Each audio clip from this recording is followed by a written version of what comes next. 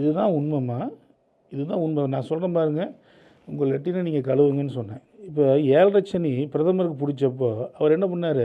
ஸ்வச் பாரத், அதாவது எல்லாம் இந்தியா முழுக்க லெட்டின் கட்டினார். இந்தியா முழுக்க லெட்டின் கட்டினாரா? காசியை இப்போ தூய்மையாக்கிட்டாரா? காசியை கட்டினாரா? போய் இவங்க அந்த கூட்டுறவங்க காலில் போய் விழுந்தாரா? இதெல்லாம் பரிகாரம். பிரதமர் பண்ணது பரிகாரம். 7.5 சனிக்கு பரிகாரம் பண்ணிக்கிறார். நம்ம மக்கள் அது தெரியல, போடா கோயிலுக்கு அங்கே போகலாம் இங்கே போகலாம் இதைத்தான் பண்ணுறாங்களோ ஒழிய, இதுவும் பரிகாரமே. இதுவும் இதை விட இன்னும் சிம்பிள் இருக்குது. இப்போ எருமை பால் எருமைனா சனின்னு சொன்னேன். இப்போ அஷ்டமி சனி நடக்குது, எருமை பால் யூஸ் பண்ணலாமே நம்ம சாப்பாட்டுக்கு பண்ணலாம் தானே? அவ்வளோதான். என்ன போயிட்டு